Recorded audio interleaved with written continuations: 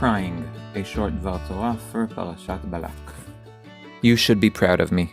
I won't compare Bilaam to the Leviyim. I will note that this is not because I have nothing to say about the matter, although the Mishnah in Masechet Avot chooses to contrast Bilaam to Avraham Avinu, the Midrash and Gemarot compare him to Moshe, the greatest of the Leviyim, and various Tanakh commentators continue in this path. They have done my work for me, even if they did so using Midrashic tools, and that is why I don't have to. Another reason I can ignore the stories of Balak and Bilaam is one of the reasons why the sages and the commentators dealt with the story in such a broad fashion in the first place.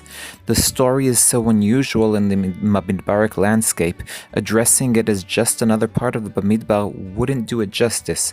I believe it requires more extensive work than I have time and willingness to invest in it right now. I hear sighs of relief from some of you, but I suggest you wait. I myself am not sure where today's Dvar Torah will take me. The question I would like to answer today is simultaneously atypical of me and very typical. It's atypical because it's related to emotions. It's also typical because it will discuss them textually. At the end of the 3 chapters of the story of Balak and Bilaam, the Israelites begin to commit adultery with the daughters of Moab and as a result worship idols. Moshe receives a commandment to denounce or execute the leaders of the people in the open and order the judges of Israel to kill their men who cling to Baal Peor. Without going into too much detail, something does not work exactly according to the commandment because a man of the Israelites approaches his brothers with a Midianite woman in front of Moshe and the entire Israeli congregation, and they weep before Ohel Moed. As known, this is when Pinchas rises from the congregation and takes action, but the question that interests me is who wept and why?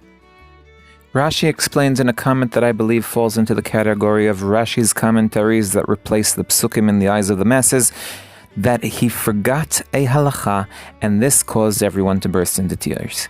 If, like me, you're experiencing difficulty understanding the cause of such crying, the various Rashi commentators explain that committing adultery with the daughters of Moab, clinging to Baal Peor, and one of our community leaders insolently doing this in front of Moshe and the entire nation with no one taking action is not reason enough to cry. To cry, you need a real reason. Forgetting a halacha is a reason to cry. If this sounds strange to you, don't worry. Rashi did decide to explain which halacha was forgotten by Moshe. The Midrash teaches after a long story that we won't go into here, that Moshe's permission to marry his wife, who was also a Midianite, was being questioned. According to the Midrash, Moshe can't carry out his own commandment, and his entire Torah is at stake, which is a good reason to cry. Ibn Ezra explains that the mourners are Moshe and Aharon, and the crying is a form of prayer before Hashem. Here too I'm experiencing some difficulty. Although in later books there are places where the term crying can't be replaced by prayer, in the Torah this is a bit far-fetched. It can also be noted that Moshe cries only once in the entire Torah up to this point, at his birth on the Nile, and Aharon never cries in Tanakh at all. But the greatest difficulty I have with Ibn Ezra's interpretation is that Aharon shouldn't really be here a parsha after his death. Bar Ilan's version of Ibn Ezra omits the words Moshe and Aharon, thus eliminating the 2 later questions, but the first comment stands. According to Ramban, the people crying are Moshe and the judges, who felt weak because a public leader was capable of acting in such a despicable manner, and they were unable to find the mental strength to carry out Moshe's instructions. The only one who managed to act is Pinchas.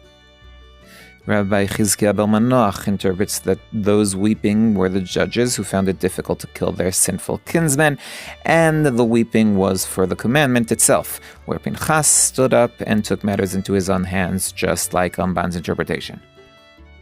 Although I initially found Chizkuni interpretation to be the most intuitive, on further reading, something was missing. Both sin and commandment have 2 stages. The sin stages are first adultery and then idolatry. And the commandment first is God's command to denounce or kill or whatever the leaders of the people, then Moshe's command to kill those who cling to Baal Peor. There is no reference to what to do with those who remain in the adultery stage, thus closing a circle and returning to Rashi's interpretation as to the cause of the confusion. And this is the point where I restrain myself. Each of the interpretations I have given can teach something new about the role of the Leviyim. There are values here, such as truth, prayer, taking action, but as of now, I can't prove that these features are fundamentally Levi-like. And the truth is that I don't really want to either. In the first week of vacation, I need a break as well. If you enjoyed this video, please subscribe or share it, or both of them. I'm Dovi Holtz, one who loves a bit of vacation and Tanakh.